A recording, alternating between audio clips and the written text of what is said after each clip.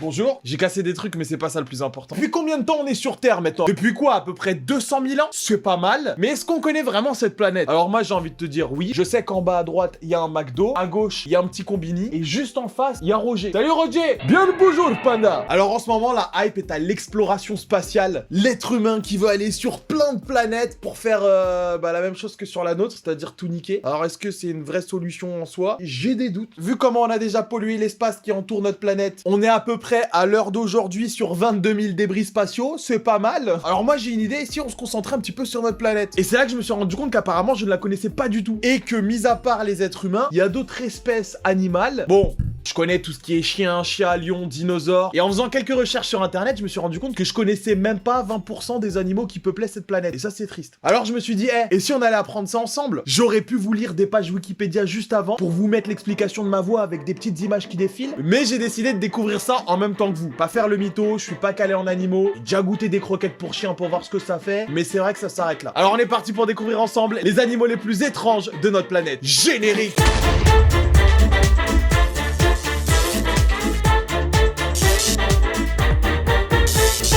Animal numéro 1, Venezuelan Poodle Mouse. C'est un Pokémon, on va pas se mentir, ça c'est un Pokémon vol. Il a été découvert en 2009, c'est une race de papillon de nuit qui est recouvert de fourrure. En fait c'est un mix entre un mogwai et un papillon, papigouaï.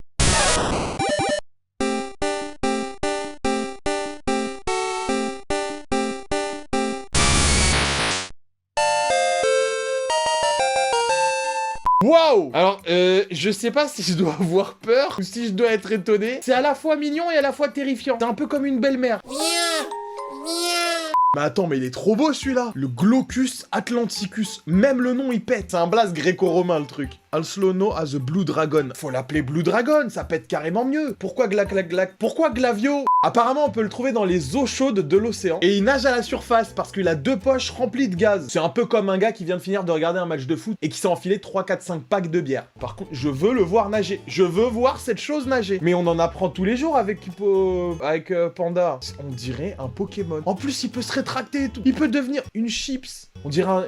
Il a les mêmes couleurs qu'un... Et il a fait une girouette. Il est réversible. Il lâche des backflips au calme. Est-ce qu'il a un pouvoir spécial ou pas? Apparemment, son super pouvoir, c'est le poison. Ça doit être un Pokémon poison-poisson. C'est super dur à dire. Il possède un pouvoir urticant pour pouvoir se défendre. Ça marche aussi sur l'homme. Il doit sûrement agir un peu comme une méduse. Et il rentre parfaitement bien dans notre époque de 2020 parce que c'est un animal hermaphrodite. C'est-à-dire que lui, quand il dit non, je suis non-binaire, bon bah là, tu peux dire que oui, quoi. Il n'y a pas de... Il pond des chapelets d'œufs laissés à la dérive ou fixés sur les cadavres des proies des adultes. J'ai l'impression qu'on arrive sur une série d'animaux mignons, mais à la fois dévastateurs. C'est-à-dire que pondre des œufs sur des cadavres, c'est pas la définition même de la mignonnerie, quoi. Bon allez, animal suivant, en espérant que le prochain, il soit pas aussi cruel que les 2 autres. On dirait Roger. Genre, si moi je découvre un animal comme ça, j'ai envie de l'appeler Roger. Bonjour les amis, je m'appelle Roger. De son nom, Dumbo Octopus, c'est une pieuvre parapluie. Il y a une race qui s'appelle la pieuvre parapluie. Bon, par contre, ça sert à rien d'essayer de te protéger de la pluie avec, c'est pas le concept. Je pense que c'est surtout parce qu'elle ressemble à un parapluie. Apparemment, on peut la trouver partout dans le monde, et son nom vient du dessin animé Dumbo. Comme quoi, les gars qui trouvent de nouvelles espèces, ils peuvent leur donner à peu près tous les noms. Je vous jure que le jour où je trouve un insecte ou peu importe, je l'appelle Sangoku. Ah, faudra pas venir pleurer, hein. Sangoku ou Luffy, ils vont intégrer le monde réel grâce à moi. Et apparemment, ils l'ont appelé Dumbo parce que ses oreilles ressemblent à Dumbo l'éléphant dans Walt Disney. Pas du tout. Ou alors, le plongeur, il avait bu pas mal de bouteilles d'alcool. Ou alors, il était atteint du syndrome des océans. Au max, je l'aurais appelé Flubber. Mais Dumbo, non. On peut le rajouter dans le Pokédex. Dumbo Octopus. Ce Pokémon est un Pokémon de type pieuvre. Il tient son nom du célèbre Walt Disney. Il peut attaquer ses ennemis avec rien en fait, parce qu'il a pas de bras, il a pas de dard, il ne peut pas attaquer ses ennemis. De nature peureuse, il aime traîner au fond des océans avec Sébastien et Polochon.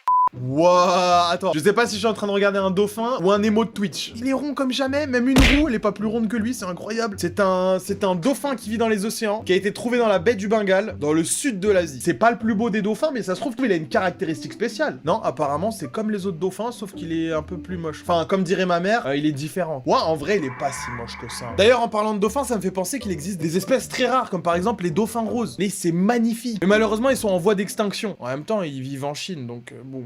Si, il y a à peu près tous les animaux de Chine qui sont en voie d'extinction. Aussi, si on arrêtait de les mettre dans des soupes pour les manger, c'est normal. Mangez pas du dauphin, c'est pas bien. What? Tout à l'heure, je disais que c'était un Pokémon. Ben là, on est sur un vrai Pikachu, là. En fait, Nintendo, ils se sont carrément inspirés du monde réel. Ça sert à rien d'inventer des créatures extraordinaires. Il y a tout ce qu'il faut dans la nature. Qu'est-ce que c'est que ça? Il habite à Madagascar. C'est un petit ternet. Apparemment, c'est un animal de la famille des hérissons. C'est incroyable, mais comme les vrais Pokémon, il a vraiment des attaques. Il peut faire des bruits stridents pour effrayer ses ennemis. Il peut produire des stridulations. Ce sont des bruits modifiés que peuvent produire certains insectes, comme les criquets par exemple. Et lui, il s'en sert pour faire fuir ses prédateurs. En fait, il a carrément inventé l'attaque grincement de Pokémon. Ça part tout de lui. Cet animal, il a pratiquement la même forme et la même couleur que Pikachu. Je veux une vidéo où il fait du bruit. C'est incroyable. La nature est incroyable. Et nous, on peut juste faire bouger des cordes vocales. Lui, il peut parler avec ses ongles, carrément. Et apparemment, c'est le seul mammifère au monde à pouvoir communiquer de cette façon. Après, moi, en vrai... Bon, ça fait mal. Ouais, ok, bon, c'est le seul. Ouais. On dirait un poisson prostitué, c'est incroyable, c'est quoi cet animal? Red Lips Batfish. D'accord, son blaze, on dirait juste des mecs pendant une réunion, ils ont balancé des mots au hasard. Poisson, chauve-souris, rouge, lèvres. Le poisson chauve-souris à lèvres rouges. Il a été trouvé dans les Galapagos. Et apparemment, c'est un des poissons qui ne sait pas bien nager. C'est comme si tu faisais 2m10 et que tu sais pas jouer au basket. C'est un poisson qui se déplace au fond des océans. Ah ouais, non mais par contre, il est vraiment moche, hein. J'avais pas constaté que le bougre, il était monté comme un trépied. Eh mais avec ça, il a une stabilité, laisse tomber. Jamais tu peux le déstabiliser. Lui, au judo, il fume tout le monde, hein. Par contre, de profil, il est encore plus moche que de face. Qu'est-ce que c'est que cet animal? Je réfléchirai à 2 fois la prochaine fois que je marcherai dans le sable à la plage. J'ai pas envie de l'écraser, le pauvre. C'est pas parce qu'il est moche qu'il a pas le droit de survivre. Par contre, je me demande quel goût ça a. Est-ce que ça fait de moi quelqu'un de bizarre de me demander à chaque fois que je vois un poisson quel goût il a? Animal suivant. What? Qu'est-ce que c'est que ça? La fourmi panda. Alors j'hésite, elle est mignonne ou terrifiante? La fourmi panda est une espèce d'insecte. En dépit de son apparence de fourmi, il s'agit d'une guêpe sans ailes chez les femelles et pourvue d'ailes chez les mâles. Aïe, y'a que les mecs qu'on peut voler. Le femme à la cuisine. Quelle indignité. Ses poils sont de couleur blanche sur sa tête et blanc et noir sur les restes du corps. Elle mesure entre 3 et 4 cm. Plutôt balèze la fourmi, hein. Apparemment, elle a été rarement étudiée, on sait pas grand chose sur elle, mais on sait que c'est aussi un insecte non binaire. Il est aussi hermaphrodite, il peut se reproduire avec lui-même. Putain, si seulement les êtres humains pouvaient se reproduire avec eux-mêmes, on serait tellement dans la merde. Ah, parce qu'il y en a, hein, franchement, même avec des autres, faut pas qu'ils se reproduisent, hein. El Batardo! Elle est quand même très mignonne, on va pas se mentir. J'ai limite envie de faire un élevage... Non, c'est pas vrai. C'était fou, c'est une guêpe, calme-toi. Un élevage de poissons rouges, ouais, mais pas... Non, même pas. Je veux pas... Laissez-moi. Je ne veux pas emprisonner des animaux chez moi. C'est quel intérêt? C'est mieux de les laisser dans la nature, là où ils peuvent se faire manger par les prédateurs. En vrai, elle est grave mignonne. En même temps, tout ce qui a un blaze avec panda dedans, c'est forcément mignon. Je dis bien tout ce qui a un blaze avec panda dedans, c'est forcément mignon. C'est forcément... On dirait que c'est un dent de sabre, il était pas sûr de ce qu'il voulait devenir. Il s'est dit non, moi mon rêve en tant que dent de sabre, c'est de devenir un caribou. Qu'est-ce que c'est que ce mix chelou? On dirait un carichat, un mix entre un caribou et un chat. De tufted deer. Oh putain. Bah celui-là aussi il a été trouvé en Chine. Du coup il doit plus en rester beaucoup sûrement. El Batardo! Un daim, c'est censé être herbivore. Pourquoi il a des canines de la taille d'un petit sexe? J'avais pas fait gaffe, la traduction en français, c'est le cerf touffeté. Moi, j'aurais dit le cerf denté, vu la taille de ses canines. Bambi, c'est censé être l'animal le plus mignon de la prairie. Oh, il a des crocs de 15 cm. Comme je le disais sur ton de blague, apparemment, c'est un animal considéré comme une espèce menacée. Faut vraiment arrêter de faire des ramen à base de tout, par contre. Il vit dans les montagnes boisées, à peu près 4500 mètres d'altitude. Et on a réussi à presque tous les exterminer. Pour te dire à quel point l'homme, il est motivé. Ça me ferait chier de perdre des espèces incroyables comme ça. Il est aussi appelé le daim vampire, apparemment. Allez, on arrête de le manger, on essaye de préserver la nature, ok? Oh, mais attends, mais c'est trop mignon. Mais qu'est-ce que c'est que ça? On dirait un rhinocéros, une feuille, une souris et une chauve-souris. C'est quoi ça? La chauve-souris blanche du Honduras. Et apparemment, elle se construit elle-même sa propre maison en fabriquant une tente avec des feuilles. Un peu comme dans Minecraft. Et c'est un animal qui mange exclusivement des fruits. Alors, autant j'aime pas trop les chauves-souris, autant celle-là, si je la croise dans la rue, j'ai envie de lui caresser le crâne. Me demandez pas pourquoi, je sais pas, mais ça a l'air tellement doux et moelleux. Oh, elles sont trop mignonnes, en plus, elles vivent en gang. On dirait un gang de petites peluches comme ça, là. On dirait pas du tout une chauve-souris, hein. Là, par contre, on dirait un vrai mogwai. Mogwai, c'est avant que ça se transforme en gremlins. Gizmo, beaucoup trop mignonne. Comme quoi, je pensais avoir peur des chauves-souris. Eh ben, en fait, pas du tout. Bon, par contre, son nez, il est un peu bizarre. On va pas se mentir. Animal suivant. Le crabe araignée japonais. Alors, celui-là, je le connais parce que j'en ai déjà mangé.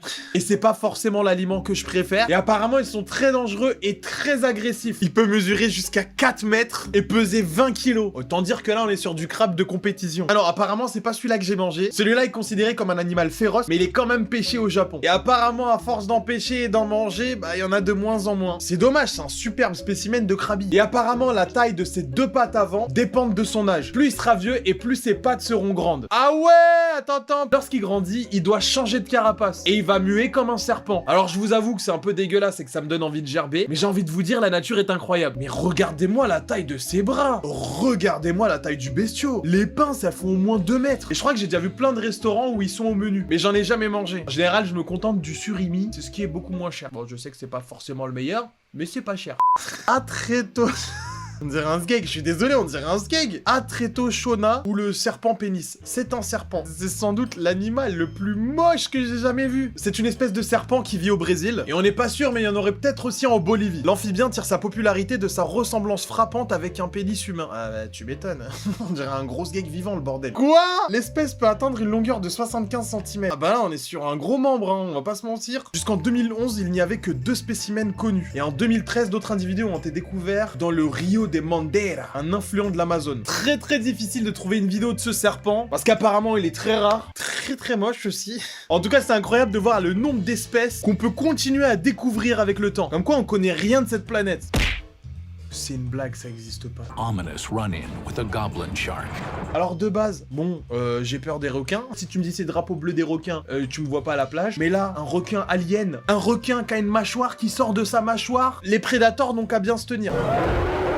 C'est un requin qui est plutôt rare. Il est même considéré comme fossile vivant. Et sa lignée aurait plus de 125 millions d'années. Le requin gobelin. Je trouve ça vraiment stylé comme nom. Il vit dans les eaux profondes à peu près 100 mètres de profondeur. Et apparemment, il serait pas du tout dangereux pour l'être humain. Mais par contre, moi je vois ça, je me barre. Non mais c'est sûr, après cette vidéo, je retourne plus jamais à la plage. Il y a trop d'animaux aquatiques qui font extrêmement flipper. Bref, c'est maintenant la fin de cette vidéo, faites très attention. Comme quoi notre Terre regorge encore de pas mal de mystères. Et peut-être qu'avant de regarder vers les cieux, on devrait peut-être regarder ce qui se passe chez nous. On a encore tellement de choses incroyables à découvrir. Si jamais tu veux un épisode 2, lâche ton meilleur pouce bleu. Tu peux aussi t'abonner à la chaîne et activer les notifications. Je ne vais plus jamais à la plage et je te donne rendez-vous samedi prochain pour une nouvelle vidéo. Peace!